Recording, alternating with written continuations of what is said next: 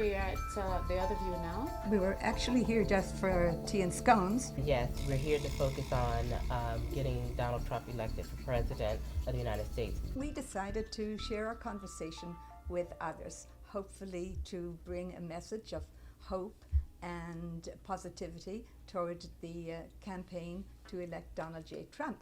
We're going to call this The Other View Now. It is his moment, it is his time, and he is what we need for this country.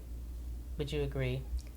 I would absolutely agree, and I think the very first thing about him that people liked was the fact that he is not politically correct. He was said to be not politically correct because we are living in this politically correct climate.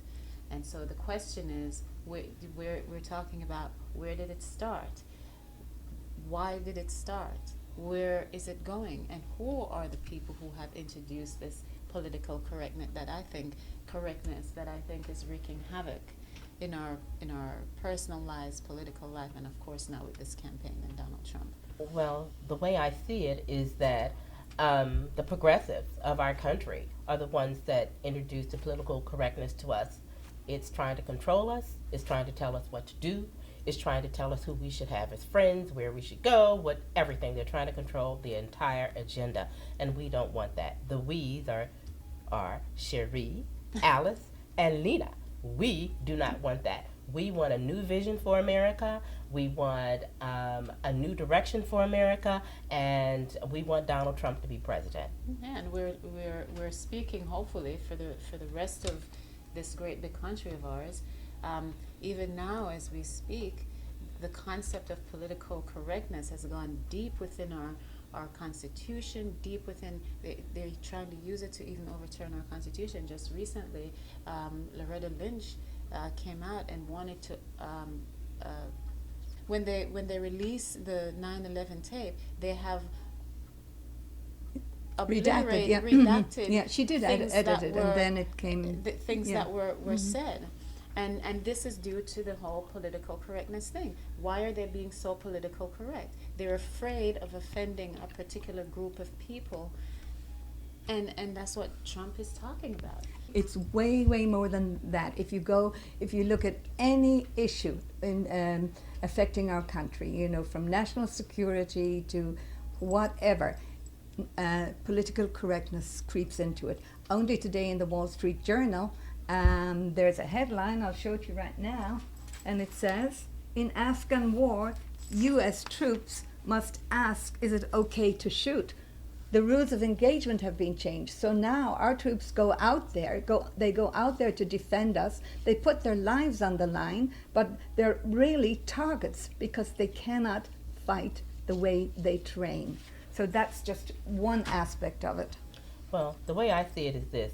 The word politically correct or political correct has a positive connotation. So why don't we just call them political poop? The rules of engagement is horrifying. In fact, our soldiers are actually in the war. They're actually fighting. They're not just advisors. They're actually fighting. And this administration is trying to sweep it under the rug.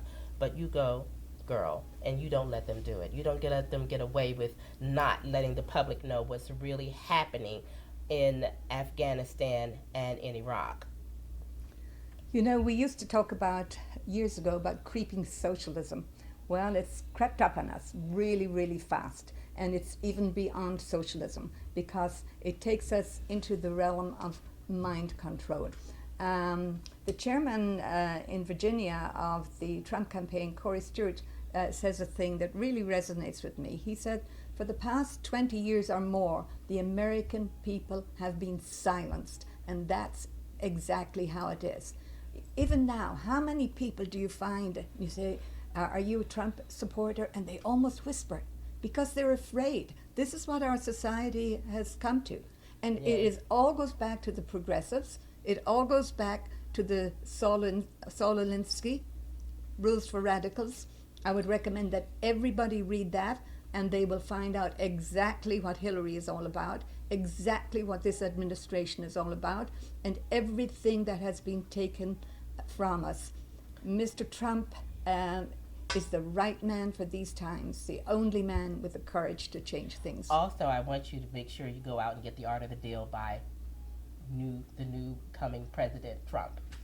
Oh yes, that is that. I read that book, and I love to talk about the last page. Oh, good. That's where I found his heart. Oh, my goodness. Yeah, did I tell you that? Absolutely. Yeah. Yes. In that last page, and that was 1987. He said, "Now that I've made millions, my challenge is to figure out what to do with the next 20 years in terms of giving back." He said, "I don't mean money, because if you have a lot, you should give it." Nice. And he said, one of the things he said there too was that he had figured out that he had the gift of bringing great people together and motivating them to do their best work. That's what he will do at a cabinet. And the one last thing that really got me was, he said, "I really admire people who put themselves directly on the line." And that is what he has done for us. That is what he is doing for this country. Well, If I you agree. look at all of the incoming that he's taking, and he doesn't need it. He Well- has no agenda. Well, the thing is that his agenda is to save the country. Exactly. His agenda is to save this economy, to bring jobs in here, and to balance our budget, and to build a wall and stop letting all of these people who are bringing drugs into our country, and for terrorists coming here. So I think he has an agenda, but it's an agenda to rebuild America, and that's why I'm here. He's the last true, real man when you think about leadership within a political sphere. He, the way he speaks, the way he wants to get things done. All too often when we hear the political pundits, they just love to hear themselves come up with witty phrase and astute sentences. But in fact, they really have no intentions of getting anything done. All they want to do is hear themselves sound intelligent. Well, the difference is Donald Trump is really, when you look at it, and when you've looked at it, he has one agenda. Like Reagan, I would imagine, is to really, really do something good for this country and keep America great. Someone said to me recently, well, how great is it going to be again? I don't remember it being great. Well, the fact is, it was great. There was a time when we didn't have to think about political correctness. And as an immigrant, you come here and you appreciate being in this country. Often you come here with nothing and build yourself to something. Yes. Now we're in a place where people are coming in. There was a time when it was great, and to be an immigrant did not mean that you overstay and then demanded to be taken care of. It means that you were afraid, and if you got caught, you were going to be sent back. Now there is a presumption and an audacity that I am here and you have nothing to say about it. That's and, right. And the political correctness is going to be the thing that leads us literally, as they say, over the precipice. Couldn't agree more. We simply cannot afford to have millions of illegal immigrants on welfare. The country cannot afford it. And people have to wake up and realize it's not being unkind. We love immigrants. I'm an immigrant. You're an immigrant. My husband is an immigrant.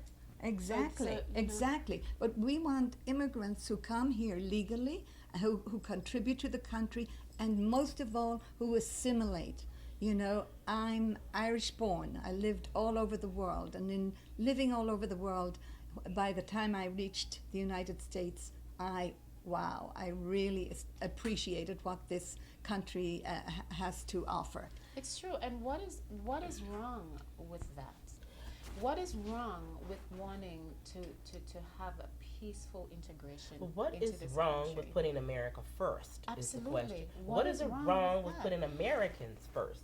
What is wrong with us wanting these jobs? When I go on construction sites, I don't see a whole lot of Americans working on the construction site. There may be a few, but by far they're mostly illegal aliens working on these construction sites. Our business community has got to take the bull by the horns. The Americans need these jobs. When I went to one restaurant, everybody in the restaurant who was working there, the cook, the waiter, everybody was non-American. My God, illegal aliens just conjured up an image. I'm imagining, aliens, but that's kind of funny. No, but But I mean, and But that's That's and going to be our next here one. we go. Illegal aliens. That's politically incorrect. Now You're you That's supposed to can't say politically correct. That is alien. politically correct. Yes. That is the terminology It in is. our literature and writing. Right. This undocumented crap is something they made up to try to Exactly. give them some level of legitimacy in this country. And the word is illegal alien, which you should really be afraid of. You should be afraid that she is going to do a pathway to citizenship. Therefore, it will make 30 million people legal in this country. Can we afford to take that on? No, you can't afford to take that on, because what comes with that, it's not just the financial burden that comes with that. You're bringing in people where their cultural viewpoint is not congruent with our Judeo-Christian values. And when you get that kind of a thing, you're talking about years and years and years of unrest and discord and unhappiness. I mean, one of the biggest things that's happening in our country is Americans are generally not happy. And they're not happy along with not having jobs per se, but the whole construct of our Constitution and what makes America America, the things that makes people love it or used to love it, is being washed away like sand on the seashore. We've got to do, I guess we are doing something. I hope. Absolutely. trying. We're doing something Yes. about Yes. it. We So, gotta hang with it. Yes, so and do I something. would really ask anyone who's watching this to get this book, Crippled America. It wasn't written by somebody else for him. It is in his own words. It deals with all of his policies, with what he plans to do, and why he decided to run for president. And basically it was he couldn't stand it anymore. And we have all had enough. We can't stand it anymore. So everybody get out there, make America great again, vote your children's dream, vote for Donald J. Trump. Get registered and vote. Yes, you can't vote unless you're registered. Absolutely. Make America great.